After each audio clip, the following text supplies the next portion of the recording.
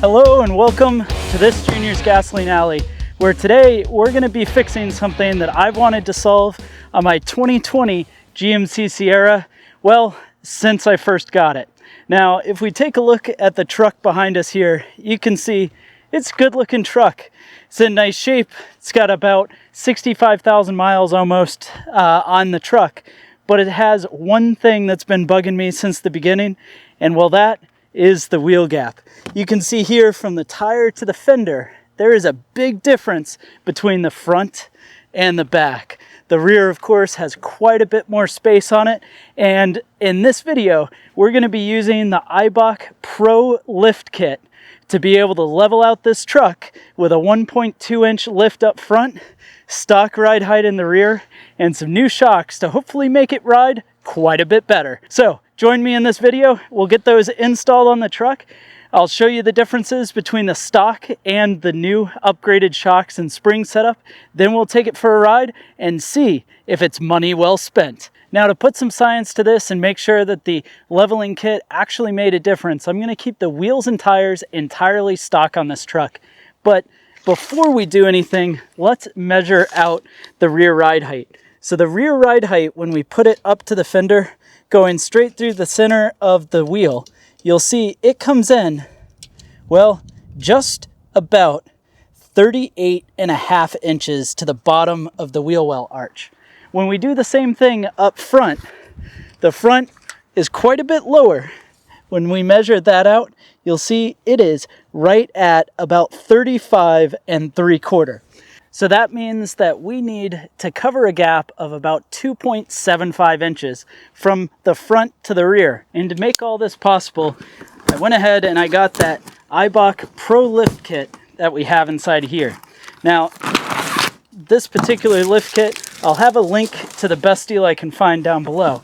But what this is going to come with is essentially stock replacement parts. So up front, we've got this lift spring. And one of the reasons I really like the Eibach setup is because instead of doing just a puck to space it, it's got a whole new spring to go up front. And then, of course, you've got your shock setup as well. So this, of course, is the rear shock. You can see it's pretty beefy, and we'll check these out compared to the other ones once it's all installed. And it's a nice, solid setup that's ready to go into the truck and has adjustability for the lift height. So I'm going to set it up at the lowest height, which means that we're going to come in at that 1.2 inch of lift. Of course, you've got 4 other spaces to go, and really the recommended from Eibach is the first or the second space with their lift setup, because anything after that, you'll need control arms. And I should mention that I am choosing to do some forged control arms for the front end. These are the OE Fitment Rough Country control arms. They're not necessary on this kit, but I do like the fact that it's got a greater range of motion in the ball joint, as well as a much chunkier setup, as you'll see when we take the stalkers off, that this will just be a nice addition, especially on a truck that's getting up there in miles.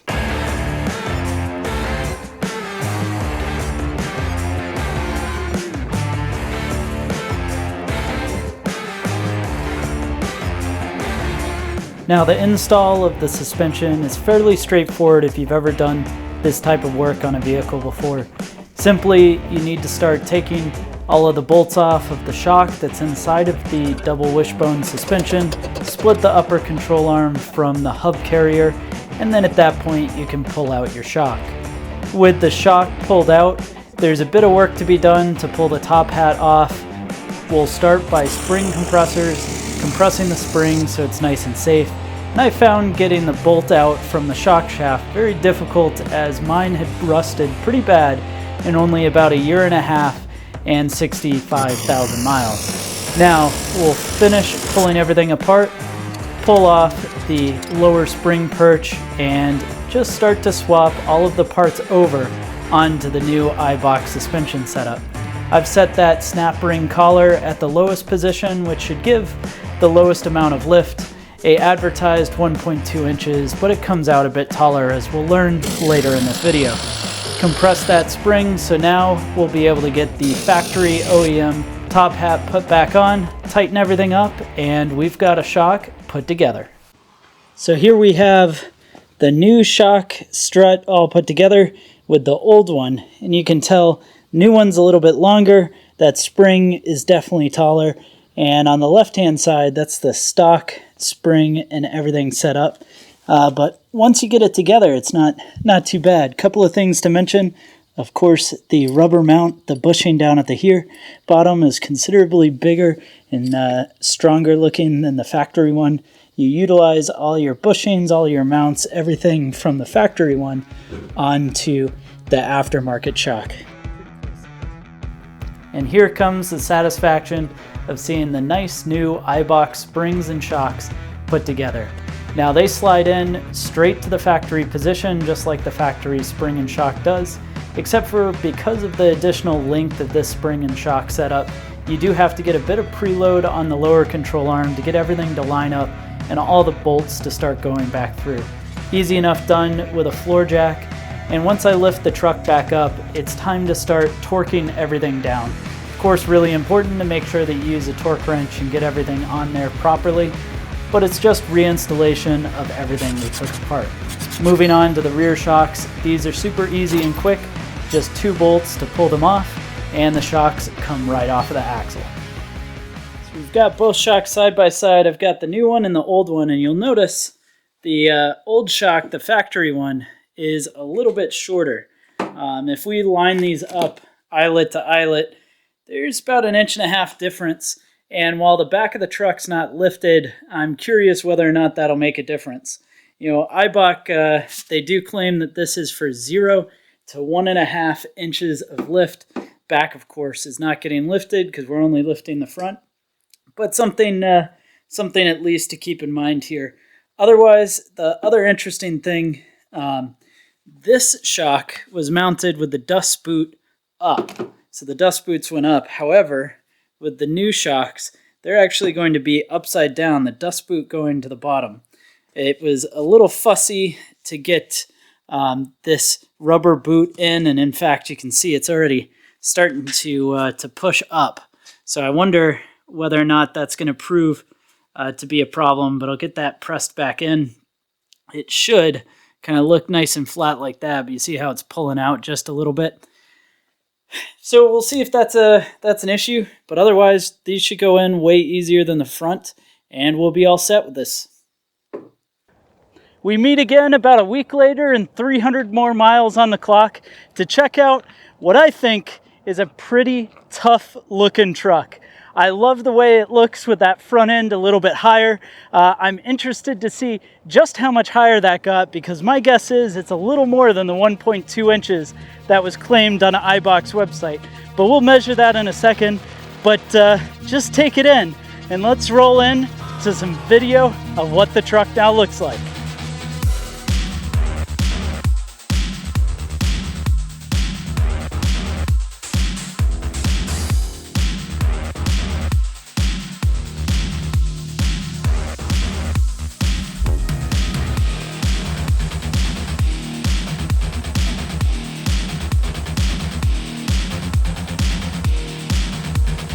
So as I mentioned before, I'm pretty sure this is greater than a 1.2 inch lift. And in fact, before lifting the truck, it was 35.75 inches is what we measured. And today, that measurement is going to come out right at about 38.25. So that means that we've got about a 2.5 inch lift in the front end. So I'm not entirely sure where the 1.2 inches turned into 2.5. It could be because instead of the V8, this has the 2.7 liter turbo up front. It could be just the combination, maybe the control arms, although that shouldn't change ride height. But I think I'm pleasantly surprised. The only other thing before we get into ride quality that I want to check is, will this still fit in a parking garage? After all, living here in Massachusetts, I do have work some days in Boston, and it's a lot taller. So of course, to find the overall height of the truck, I'm going to find the highest point, which is the antenna up top, and use my Bosch laser measuring tool to measure out that the height of the truck is 6.33 inches. 6.33 is perfect because that's about 6 foot 4 inches, and the lowest parking garage I'd pretty much ever have to park in is 6 foot 6 inches. And with that, it's time to find out how it drives.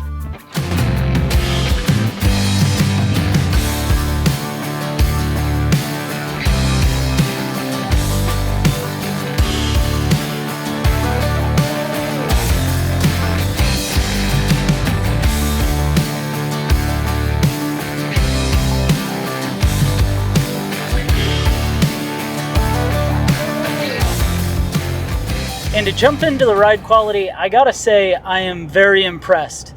Now, some of that might be self-fulfilled because that was the original reason around buying the suspension setup. But here I am cruising on the highway and it is just perfectly smooth. Now I'm about to go over one of the expansion joints, and that was comfortable. Now, when I bought the truck new, it was pretty comfortable doing that kind of stuff. I really enjoyed the ride quality of the truck. However, as it's gotten older, that ride quality is degraded. The OEM shocks just were not doing it anymore. So having this new suspension setup has made a real big difference over kind of medium to hard bumps. And then on the very softest or smallest bumps, I think the truck rides a little bit firmer than it did new. That's likely due to the Eibach shocks being a little bit firmer, damped shock, as well as the new front springs that both lifted the truck but also have a higher spring rate. So on the very small and chattery stuff, it's well controlled but a little stiffer than stock. Otherwise, it feels way better. And I have gotten a chance to take it on some dirt roads. That's about the extent of the off-roading that I'll do with the truck. And it handled beautifully. Rides really nice over that stuff. And I'm just super happy with how controlled the truck feels, because it rides better now than before it was lifted. So you get the bigger look, the more substantial, tougher look, but also better ride quality. I just couldn't be more happy with how it rides. And with that, it well concludes the video. I'm really happy with both how the truck looks as well as how it rides. And of course, for the reasonably low cost of doing a lift like this, the setup from Eibach seems like a slam dunk in my opinion. Well, go ahead and let me know your thoughts down in the comment section below. Let me know what you think about it. Why do you think it's riding a little higher than it was advertised to? And then, of course, go ahead and hit subscribe and browse the channel for more videos like this to check out as well.